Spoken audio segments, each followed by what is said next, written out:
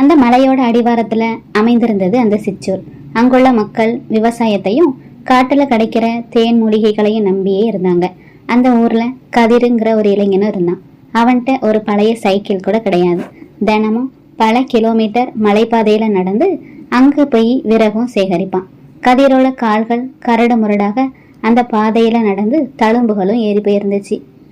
ஒரு நாள் அடமலை பெஞ்சு ஒஞ்ச மாலை பொழுது கதிரும் காட்டுக்குள்ள ஒதுக்குப்புறமா இருந்த ஒரு கோயிலுக்கு பக்கத்துலயும் விறகும் தேடிக்கிட்டு இருந்தான். அங்க மண்ணுல புதைஞ்சிருந்த ஒரு விசித்திரமான மரக்கட்டையையும் பார்த்தான். அதை வெளியே இழுத்தப்பதான் அது கட்டை இல்ல, அது செருப்புன்னு அவனுக்கு தெரிய வந்தது. அந்த செருப்புகள் பார்க்கறதுக்கு பழைய காலத்து மன்னர்கள் அணிவது போல தங்க நிறத்திலையும் மின்னுச்சு. பல ஆண்டுகள் மண்ணுல புதைஞ்சிருந்தாலும் அதோட பொலிவு மாறவே இல்லை. கதிரும் ஆச்சரியத்தோட அதை தன்னோட காலடியிலையும் வச்சு பார்த்தான். கதிர் அந்த செருப்புகளை அணிஞ்ச அடுத்த நொடி அவனோட உடல்ல ஒரு மின்சாரமும் பாஞ்சது போல இருந்துச்சு. மெதுவா ஒரு அடியும் எடுத்து வச்சான். ஆனா அவன் இப்போ நிக்கிறது அங்கிருந்து 1/2 கிலோமீட்டர் தள்ளி இருந்த ஒரு பாறையின் மீது.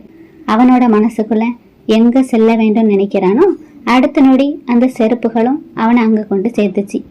அவன் ஓட தொடங்கினா. கால்கள் தரையில படாம காய்ச்சல மிதக்கிறது போல மின்னல் வேகத்திலையும் போச்சு. அவன் அமைதியா ஒரு இடத்துல நின்று மூச்சையும் அடக்குனா மற்றவர்களோட கண்களுக்கு அவனோட உருவமும் தெரியாம இருந்தது. கதிர் இதெல்லாம் பார்த்து மிரண்டும் போனான். இது கடவுள் தனக்கு கொடுத்த வரம்னு எண்ணினான். முதல்ல கதிர் இந்த செருப்புகளை நல்ல காரியத்துக்கு பயன்படுத்தினான். மலையிலிருந்து கீழே விழுந்த ஆடுகளை நொடியிலையும் மீட்டான். ஊருக்கு தேவையான மருந்துகளை பக்கத்து நகரத்துக்கு போய் கண்ணிமைக்கு நேரத்திலையும் வாங்கி வந்தான். யாராலும் ஏற முடியாத உயரமான மரங்கள்ல ஏறி தேனையும் எடுத்து வந்து முதியவர்களுக்கும் கொடுத்தான். ஊர் மக்கள் கதிரை ஒரு அதிசய பிறவியாக பார்த்தாங்க. ஆனா இந்த புகழ் மெல்ல மெல்ல ஒரு பேராசைக்காரனோட காதுகளுக்கும் போச்சு. அவன்தான் அந்த ஊர் பெரிய பண்ணையார் தர்மலிங்கம். தர்மலிங்கம் கதிரையும் அழைச்சி, கதிர், அந்த செருப்புகள் உனக்கு மட்டும் ஏன், அதை என்கிட்ட கொடுத்துரு, உனக்கு நான் நிறைய பணம் தர்றேன்னு சொன்னாரு. கதிரும் மறுத்தான். இது உழைப்பவர்களுக்கானது ஐயா, பேராசைப்படுறவங்களுக்கு கிடையாது அப்படின்னு சொல்லிட்டான். அன்னைக்கு ராத்திரியே தர்மலிங்கம் தன்னோட ஆட்களையும் அனுப்பி கதிரை தூக்கத்துல கட்டி போட்டு அந்த மந்திர செருப்புகளையும் திருடினாரு. மறுநாள் காலையில தர்மலிங்கமும் அந்த செருப்புகளை அணிஞ்சுக்கிட்டு தன்னோட அதிகாரத்தையும் காட்ட நினைச்சாரு. அவர் நினைச்சதெல்லாம் பணம் தான். அவரு அந்த செருப்புகளை அணிஞ்சிட்டு நகரத்தோட கருவூலத்திற்கு என்ன அழைத்து செல்லணும் கட்டளையிட்டாரு. செருப்புகள் அவரை மின்னல் வேகத்துல அழைத்தும் போச்சு. ஆனா மந்திர பொருட்களுக்கு ஒரு குணமும் உண்டு. அதை தவறான எண்ணத்தோடு பயன்படுத்தினா அதுவே ஆபத்தாக மாறும். தர்மலிங்கம் ஒரு பெரிய மலையோட உச்சியில ஓரத்துல நின்னப்போ அவருக்கு தலையும் சுச்சிச்சு. செருப்புகள் அவரை பல இடங்களுக்கும் இழுத்துட்டு போச்சு. அவரால் வேகத்தை கட்டுப்படுத்தவே முடியல. கதிரும் எப்படியோ தன்னோட கட்டுகளை எல்லாம் அவிழ்த்துட்டு தர்மலிங்கத்தையும் தேடி ஓடனான். தூரத்துல மலை விளிம்புல தர்மலிங்கமும் தள்ளாடுவதையும் பார்த்தான். கதிரும் கத்துனான், ஐயா, உங்க காலில் இருக்கிற செருப்புகளை கலத்தி எரிந்து விடுங்க, உங்களோட எண்ணம் சரியில்லாததான் அது உங்களை கொல்ல பாக்குதுன்னு சொன்னான். தர்மலிங்கமும் பயத்துல நடுங்கினாரு. செருப்புகளையும் கலட்டவும் முயன்றாரு.